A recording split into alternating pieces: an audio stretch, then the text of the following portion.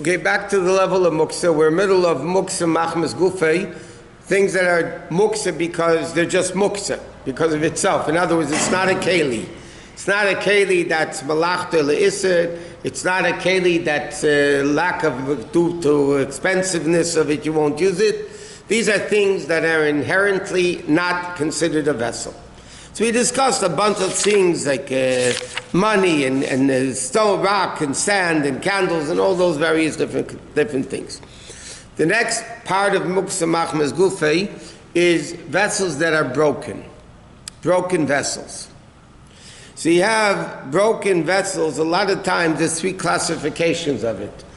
Sometimes you have a broken vessel, for instance, a glass falls onto the floor and breaks. Okay, it's not at all usable. So technically, that glass that fell on the floor and splattered all over the place, halachically is completely muktza. But, halacha clearly says anything that falls down and breaks, there will be a danger, even a slight danger, to any person who touches it, so then it's not muktza. The chacham who made the muktza say, then in this case you can clean it up. 1 second.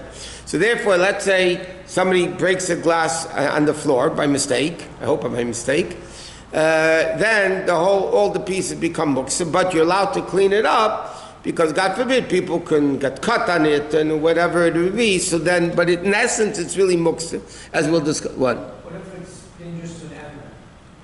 Also, will you be allowed to move it?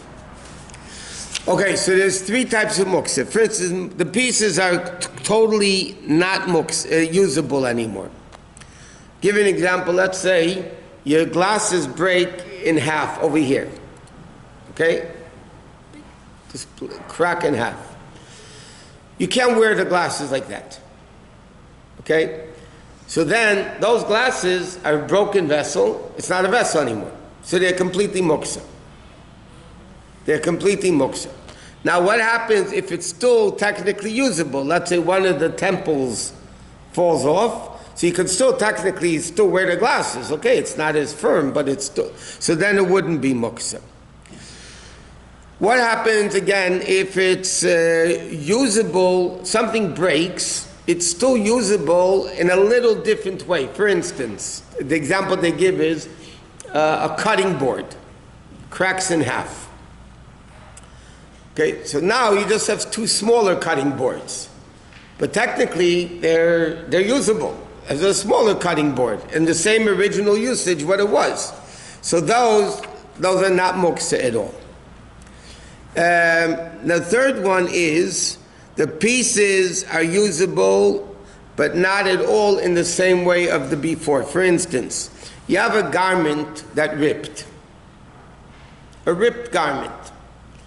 So the din is, if it's still gimel tvachim by gimel tvachim, let's say 10, 11 inches by 11 inches, so even though it's not the shirt anymore, it's not pants, it's not whatever because it ripped, but nevertheless it's still called a beged. Halachically, a beged that's 11 inches by 11 inches could become tamei. It's mekabel tumah because it's a keli. So even though it's not usage of the same thing, but it's still usable, so then it's not muktza. Okay? Because years ago people would say even certain kalim dishes that broke, not a dangerous situation. For instance, if you have a plate that falls on the ground and breaks in half, okay, so they're not usable as a plate. Well, it depends the shape of it. It might be usable as a little plate. But if it's not usable anymore at all, then it becomes completely muktza in a way that it's completely muktza. You can't move it for any reason, unless if it's a danger, then you'd be allowed to move it. So let's say like this. What happens if somebody has a broken dish, and before Shabbos they throw it into the garbage? Now on Shabbos you decide you want to take it out from the garbage and use it for something, whatever.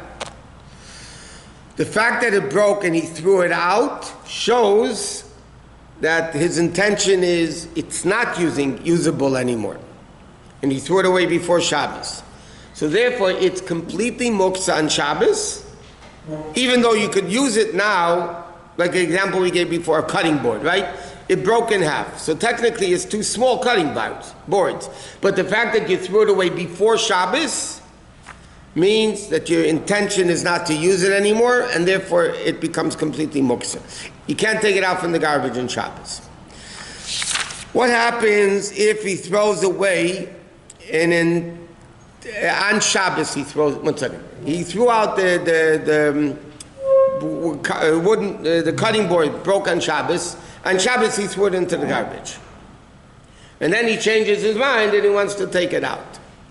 So the fact that when Shabbos began it was usable, and he only threw it out on Shabbos, then he could take it out of the garbage on Shabbos. Because then it was still, in his mind, he's still young. Now what happens if an owner throws away a complete vessel, like this, right? It's usable. I don't need it anymore. He throws it into the garbage.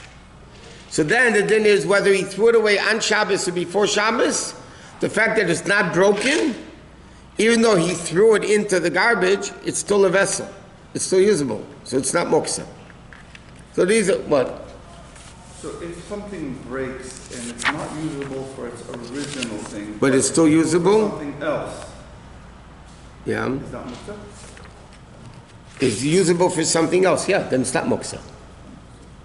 Because he could still use it, it's still usable. It's not broken. It's usable for a different usage, but it's still usable. But like this, if your glasses break, yeah, in a way that you can't use it. So, I'll give you another example. Generally speaking, if, let's say years ago, glasses were different than today. You know, you popped in the lens and you popped it out. Remember the plastic thing, you just popped it, remember? Of course you remember. You pop it in, you pop it out. So then, let's say a lens popped out on Shabbos. Okay? So you can't wear the glasses like that because guys are, you know, we have one prescription, one not prescription. So then, the din is, you can't pop the thing back on Shabbos because then you're fixing a keli. It's not wearable, now you're making it wearable. So you're fixing a keli on Shabbos. So you wouldn't be allowed to fix it on Shabbos. So therefore, those eyeglasses are Muktza during Shabbos. You can't move them for any reason whatsoever. It's a broken utensil. You can't fix the utensil on Shabbos by popping it back in or by screwing it back in. So then that wouldn't be allowed to be completely Muktza on Shabbos. What? Yeah. Why is it sometimes if it bends, I think we're able to re-bend it? Yeah, because that's not called fixing. If something, you want to bend something back, this bends a little bit out of shape. It's still usable, it's not broken. You're just making it a little bit better. So let's say your glasses, this part bends a little bit out, it loosens up, and you want to tighten it. That's not called fixing on Shabbos. You could wear it, you're just making it tighter. It's not fixing, you're not fixing it. If a lens pops out and you put it back in, that's called fixing the glasses. Now they weren't usable, now they're usable. That's called fixing. Otherwise it wouldn't be called fixing. What? Okay, once Muktza is in your hand, we'll still learn a very practical din about that. Once Muktza is in your hand, you don't have to drop it. You could take it, at least Al Rebbe holds that, you could take it to wherever you want to put it.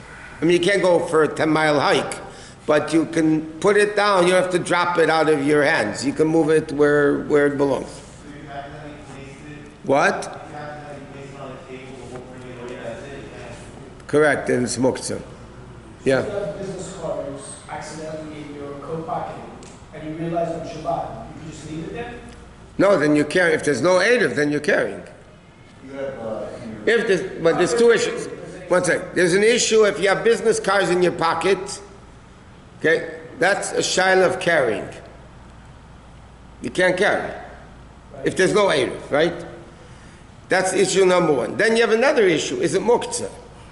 Now, something that's in my pocket is not forbidden as Muktza.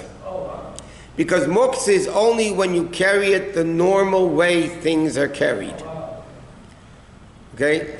If it's only the normal way of carrying it, I can technically move Muktza with my elbow. I can kick Muktza. If it's in the pocket, I'm not moving it. The issue of Muktza is to move it. I'm not moving it. It's but what? I don't know, this happens to me frequently on a college bag. I frequently leave my tefillin in it. Right. Take it out before Shabbos. On Shabbos, before I'm about to go to shul, can I move the tefillin bag out of the college bag? So we discussed that already. Tefillin, according to Machlekes, but the Alter Rebbe holds, tefillin are what's called keli shemalachta le'isir. It's primary, you're not allowed to wear tefillin on Shabbos, but tefillin are a keli. It's a garment you wear. Okay, but you're not allowed to wear it on Shabbos. So according to the Alter Rebbe, most poskim, by the way, it's keli shemalachta le'isir means it's a vessel's primary use for something forbidden. You can't wear it on Shabbos. You can't write with it on Shabbos, right? So then, if you need the place, or you want to use it for something permissible, it's not Muktza. So what happens when you need to get to your your talis? Let's say you have the talis inside the bag and then the tefillin are outside of the bag, which, by the way, shouldn't be done that way, because I'll explain to you in a second. But then you can pull out the tefillin because you need the place to get to the talis. So you're moving it, you need the place, and you would be allowed to. The reason why, and there's a big issue with some of these tefillin containers. You ever see these like spiral thin containers? They put the tefillin not next to each other, one on top of each other, which is a very big shaila in itself. Because if it's upright, like this, right? So then you put in away the head tefillin first. Then you put on top of that the hand tefillin. It's holier. Now the head tefillin is holier than the hand tefillin. Right? The head tefillin is 4 parshias. The hand tefillin is only 1 parsha. So al pi din, I know we're going off topic, but al pi din, the head tefillin is holier than the hand tefillin. So you can't have hand tefillin on top of head tefillin. It's disrespectful. Now, even if you put in the opposite way, you put, let's say, in the hand tefillin first, and then you put the head tefillin on top of it, right? So then you have another problem. What's called mavirin ala mitzvahs.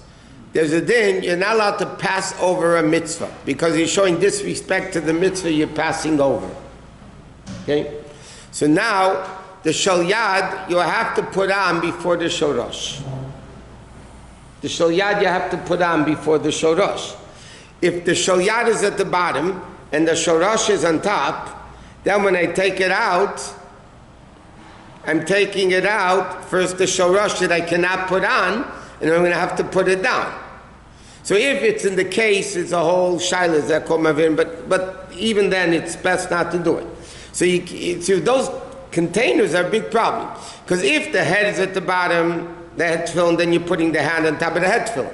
If the hand tefillin is at the bottom, then every time you take off the head tefillin, out the head tefillin, you have to put it down and put on. And over there you have no choice, by the way, because the pasuk says clearly, "Kshartem la'isa yadecha," then v'hoyu l'toitafes beinenecha. So the pasuk clearly says you have to put on the hand first. So you can never put on the head first, unless you're not putting on the hand tefillin. For whatever reason it is. 1 second.